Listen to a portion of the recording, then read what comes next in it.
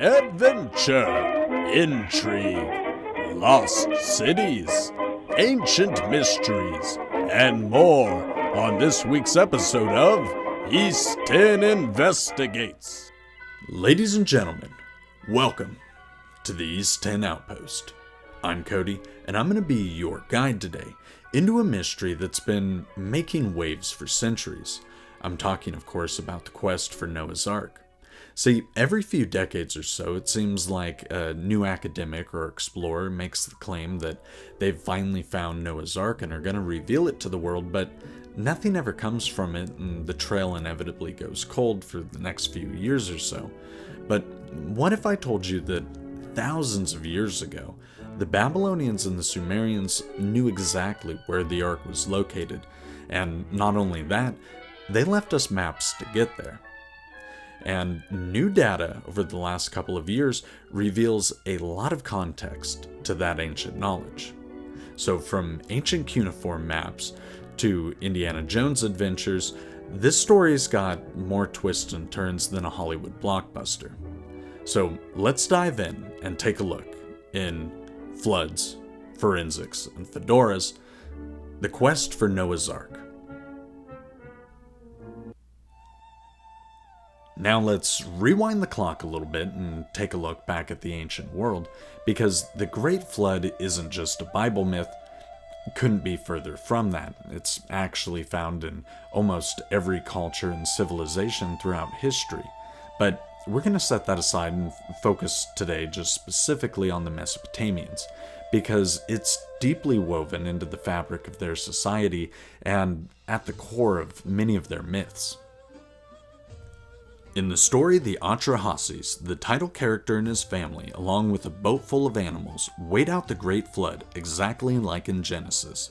In the Epic of Gilgamesh from around 2100 BC, a character named Utnapishtim builds a giant boat to save his family and animals from a god-sent deluge, parking it on top of a mountain called Aratu. If that sounds familiar, it's because it's the Assyrian name for Ararat, exactly where Genesis 8:4 says Noah's Ark landed after a 150-day flood. The Bible specs the ark at 30 cubits long, 50 cubits wide, and 30 cubits high, about 515 feet by 86 feet by 52 feet, essentially a floating fortress. And the Sumerians and the Babylonians, they didn't just spin myths for the fun of it. No, they left us receipts. And now enter the British Museum legendary curator, Irving Finkel. He's basically a cuneiform-crushing wizard and our modern-day equivalent of Merlin. And anything Mesopotamian, he's the guy. In the 1980s, Finkel decoded a 3,700-year-old Babylonian tablet with a step-by-step guide for building a round ark. It described bitumen waterproofing, animal pens, the works. Then in the 90s, Finkel's team tackled the Imago Mundi, a 3,000-year-old clay tablet that's the world's oldest map. Etched in cuneiform, it places Mesopotamia at the center, surrounded by a, quote, bitter river, and points to Aratu as the spot of the, quote, Parsiktu vessel that saved the world. Finkel's discoveries scream that the Bible's flood story is a Mesopotamian remix, and the ancients treated Ararat like a known landmark. And as Finkel so rightly said, the Babylonians saw this as a fact, not a myth. So I think it's something definitely worth considering. The idea of chasing around a mythical ark on a rugged mountaintop has appealed to storytellers and adventurers alike for decades. And if you're thinking to yourself that this would make a really great Indiana Jones story, well, you'd be right. And you may have missed it, but it actually already has. In Indiana Jones and the Genesis Deluge, a 1992 novel by Rob McGregor, Indy hunts clues to a mysterious vessel on Mount Ararat. He eventually finds Noah's Ark under the protection and watchful eye of the locals, as well as a group of mysterious mystics. It's pure pulp adventure, but it shows how Noah's Ark has hooked our collective imagination, from ancient scribes to modern thrill seekers. Whether it's fictitious explorers or real ones, this story's got legs in almost every genre. And now we'll fast forward into modern times, where we'll look at some of the more academic-based research that's taken place out there, focusing on the Durupinar Formation. The Durupinar Formation is a 538-foot ship-shaped mound 30 kilometers south of Mount Ararat's peak in eastern Turkey. Found in 1948 by a Kurdish farmer and mapped in 1951 by Turkish captain İlhan Durupinar during a NATO mission, it's been ground zero for arc fever ever since.